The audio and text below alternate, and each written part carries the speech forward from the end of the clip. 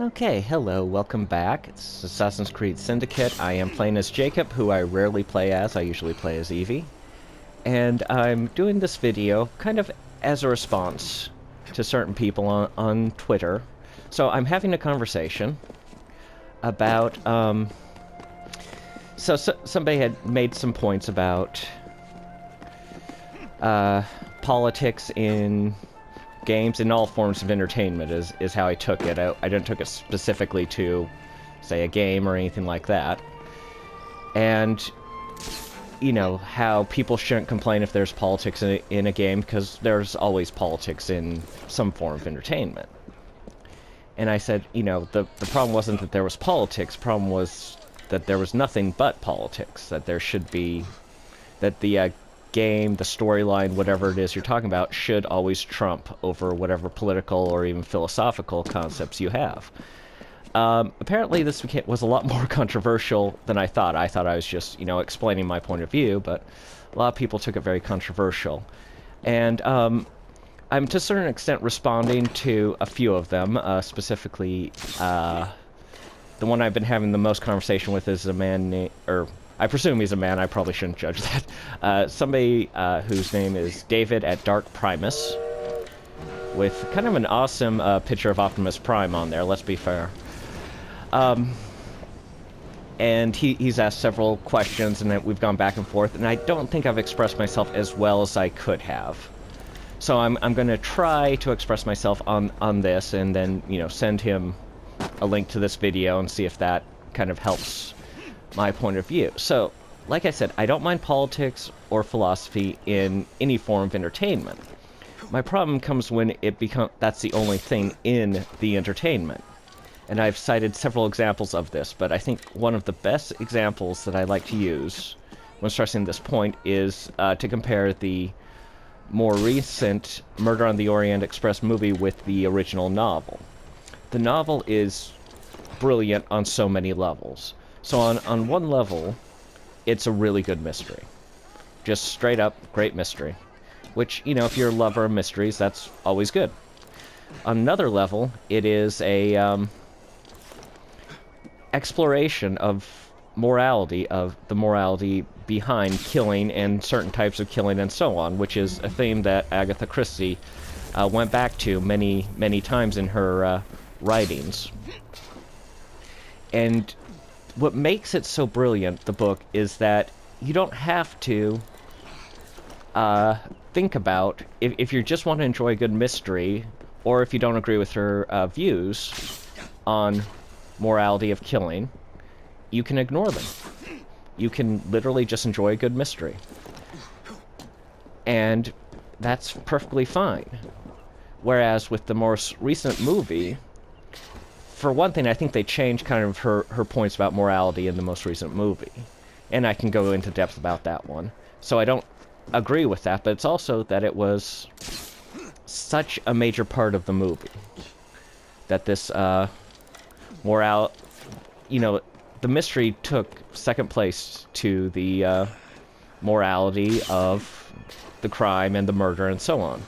And I think that was a mistake. The movie itself, while brilliantly made, you know, I have to give credit. It looks beautiful, it's a brilliantly made movie, but it's not that as enjoyable as reading the book, because the book has, you know, because the book can be appreciated on so many different levels and specifics on it. Now, my problem with a lot of the shows nowadays is that the politics are the only thing about the storyline. And indeed, one of the people I was talking to had said, you know, no, the story's only about politics. They're not about anything else. And I had to say, no, stories are more than politics. They are so many, many different things.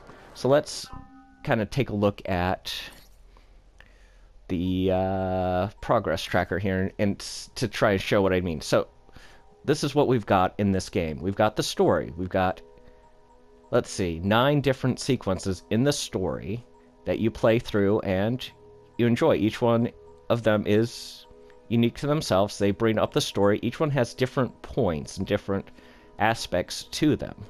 Now we go to associate activities. Now we've got different associated activities, and each one of them are their own story in and of themselves. So, for example, gain strongholds, that's to help you take over, London away from the Gains. And you've got child liberation to help out, children that are being abused in factories and so on. Those are two, and both of these could be considered political in one way, but they're very different politics, and they're a very different goal and morality to them. Then you have London stories where you interact with different people, and you do different things with each of them. So it's not just about, a political thing. It's also about interacting with historical people. It's about investigating, with Charles Dickens, investigating supernatural events. It's not all about politics. And while politics may enter into many, if not all, of the storylines, there are different types of politics, different types of things that you experience and see in each story. It's a myriad of different ideas and different concepts. Now, the problem that I have with most of these political things is that, like the person said, that's the only thing in the story is the politics. There's no character development, there's no real plot to a lot of the stories I'm talking about, and I think comic books have been hit worse by this. And I did use X-Men as an example because X-Men, when I was growing up, way back in the 80s, was always entertaining and fun to watch. Yeah, or watch and read. I'll admit, I mostly watch the cartoon, but when I'd read the stories, they'd still be pretty fun. They'd be good storylines. They'd have good character development, good ideas. They weren't just about discrimination, although that was a central theme of them. Nowadays, the last few times I've looked at X-Men comics in recent times, they've been only about discrimination. There hasn't been really anything else in them. The characters are very shallow, not enjoyable at all. All we have is just how these characters were horribly discriminated against, and that's wrong. And, that's a good message, but that shouldn't be the only thing that a story is about. Stories should be enjoyable, fun, and entertaining to read, watch, play, whatever medium you're experiencing them in. So, and one of the other things I wanted to kind of address, because this came up in my questions with the gentleman, David at Dark Primus, who actually seems like quite a nice guy. Give it credit, I'm actually enjoying having this conversation with him.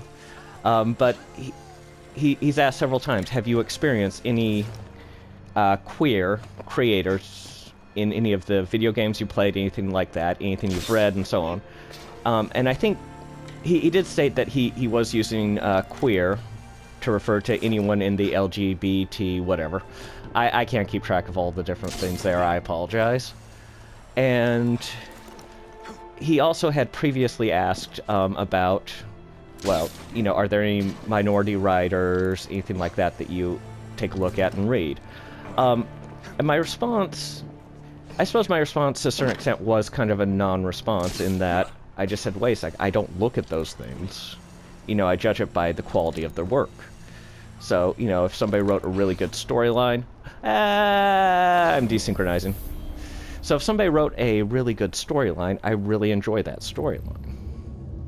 Now, there are certain exceptions to that when they're writing about, shall we say, the experience of a minority group in America. And actually, there are some pretty good examples of what I've read of that. Most of them have a certain degree of historical or biographical context to them.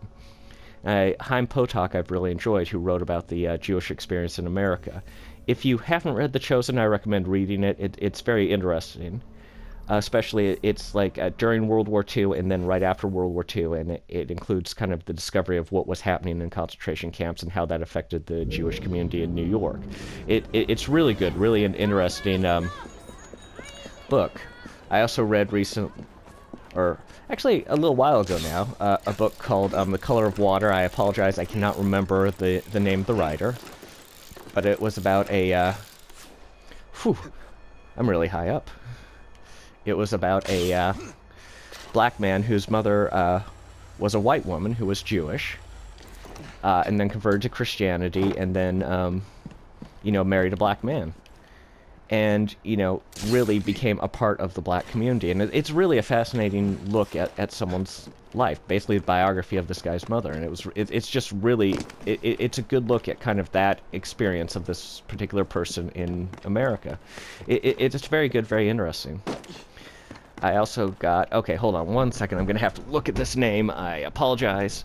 A book about a woman named Sarah Forbes Bonetta, who was an African princess. Princess, you know, depending on how you define the word princess, in Africa, who her entire family was executed, and there happened to be an English explorer, I suppose you'd call him, around at the time, and he interceded on her behalf. He basically asked if he could be given her by the other tribe who had executed her family, and he took her back to England with him, and so she became a part of Queen Victoria's court in the mid-19th century, and actually kind of the same, a little bit before this game takes place. And it's really it's just very interesting to look at the different experiences and life choices that people have. So, you know, since they asked specifically what I read and what I like in that regard, you know, I think those count. They're different experiences of different people. So, one of the things, I will admit that a lot of stories that are specifically, to use this person's word, queer, that are written by queer people or about queer people, I avoid reading. For a couple of reasons. One of them, you know, I was a little uncomfortable reading them for a while, and I couldn't quite figure it out. It wasn't because of their sexual orientation. I found them a little uncomfortable and dislikable to read, and it wasn't until, you know, I talked to some friends of mine, who are a lesbian couple, who basically said, yeah, we don't like reading those either.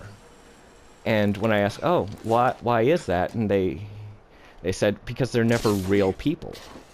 You know, they're only portrayed either as political pundits, portraying certain political points of view, or they're portrayed as victims. We're neither of those things. You know, and people who are actually homosexual aren't like that at all. And so it was a sense kind of realism that I was lacking. And, you know, I do think my friends, they put it in perspective. By the way, they are a lesbian couple. They're also conservative.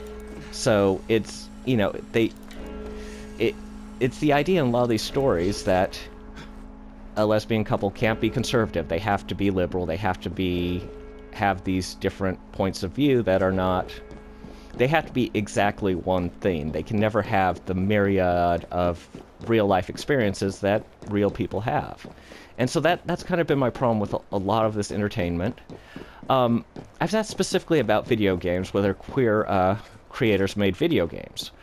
And, you know, I have no idea, honestly, in most of my video games. I don't look for that sort of thing. I did a video about this earlier, but I have heard that there was a bisexual person did work on this game. That's pretty much the extent of my knowledge about video games. There are video games that are specifically from a homosexual viewpoint, apparently. Well, not apparently. I have heard of some of them.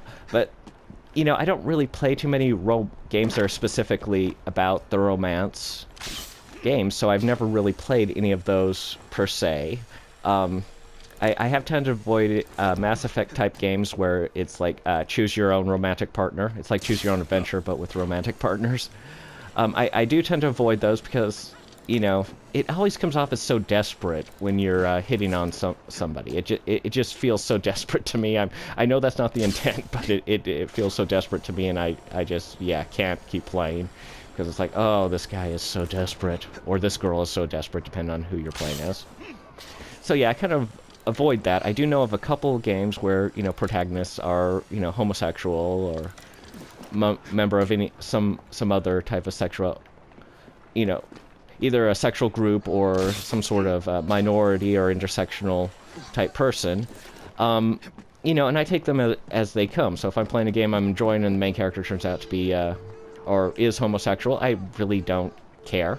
You know, it's their business. It's, you know, I am heterosexual, I will admit that, and so I don't relate to it in terms of romantic options in the same way I'd relate to somebody who was, you know, heterosexual in the game.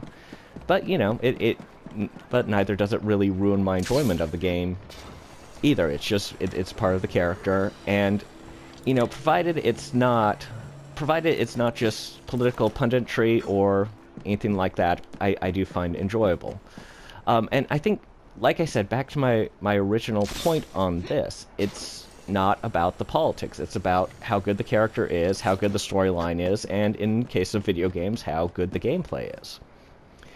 So anyway, that's kind of my response. I hope I was able to kind of respond to these questions and respond to to present my viewpoints in a way that is understood, or that I can portray my viewpoints. Like I said, I like a good story, but I don't like it to become, you know, only about politics. It has, you know, my problem is basically the quality of the story, not what politics they have in it, what they profess. You know, I may or may not agree. If there are politics in plenty of movies and games and whatnot that I don't agree with, but I still enjoy the game. So it's not a question of me just simply not agreeing with the politics of a certain game. It is a question of, you know, whether there's a good story with it, whether I like the characters or not. And I will say, there have been games that have had good storylines who have had completely unlikable main characters that I've turned off because, you know, the character was just such an unlikable person. Assassin's Creed Black Flag actually relates there. I just did not like Edward Kenway. So, anyway, that's kind of my look at this. I hope I've answered any questions that people may have had. Let me know what you think. Like and subscribe. I will see you in the next video. Bye.